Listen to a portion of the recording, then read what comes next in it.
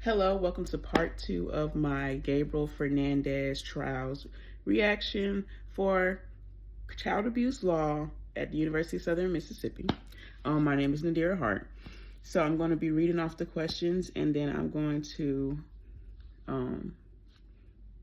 just answer it like that. So, what scene affected you the most and why? I think the scene that affected me the most was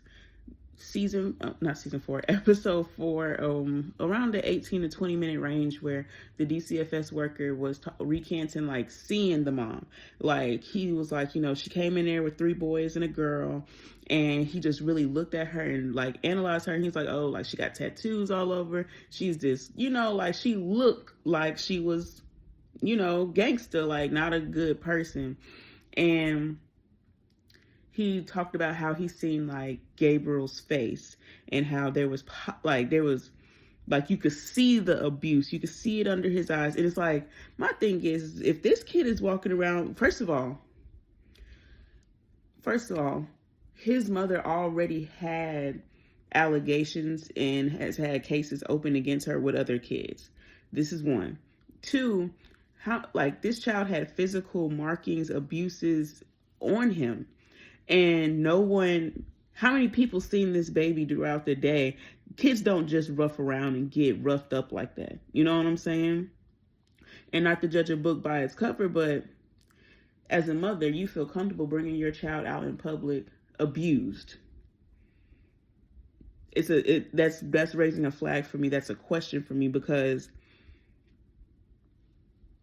so you don't care, you know what I'm saying? Like, you're like, because you haven't been held accountable for your actions before, is what it seems like. It seems like you know how to work your way around the system. And honestly, why do you have other kids, is my next question. What personal experience or belief influenced your reaction?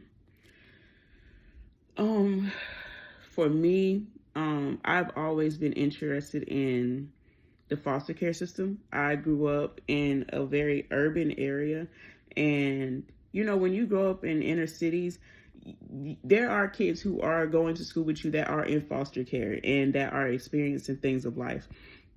And as a kid, you hear it from, like, your classmates or, like, the people that's going to, oh, like, yeah, I have a foster mom, type stuff. And, sometimes they have good foster parents, sometimes they don't have good foster parents. So I've always been interested in the system itself, just because it seems like a case by case basis when we're talking about, like, people getting justice, children getting placed in the right area. In particular, California has always been interesting to me because their foster care system has been overwhelmed for years, and they know this. It's overwhelmed. There's too much of a caseload.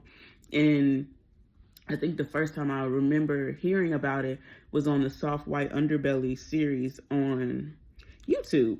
And this girl was talking about how she had got bounced to different foster care places, and she was talking about how she had got to this one foster care place where she was being abused by the father, and he would make her, like, stick screws in, like, he would drill screws in her head, he would make her shave, and the mother knew the things that was going on, but also she said other workers knew what was going on, and they still allowed them to get kids. So I've always had an interest in, like, this type of stuff, because it's like, my aunt used to work for the foster care system, and you had to check up on these kids. You had to write notes on these kids. Like, there was things that had to be done. So why is abuse happening to the extent that it's happening to these children if there's so many people that are coming into contact with these children? So yeah. And what's one question that I would ask the social workers involved, and why? I would ask them, what can our system do to help social workers? Because, like I said, the caseload is huge. So why is it that, your supervisor told you, because he said that the woman behind the window wanted to report it, and her supervisor told her not to.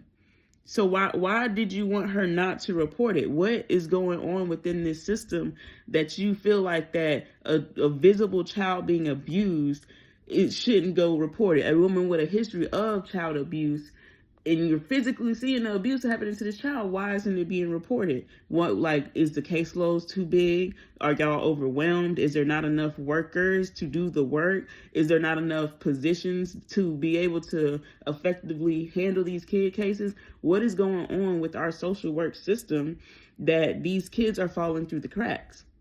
Even like mental health patients, but that's a whole nother story I'm not going to get into. I'm going to stay on track.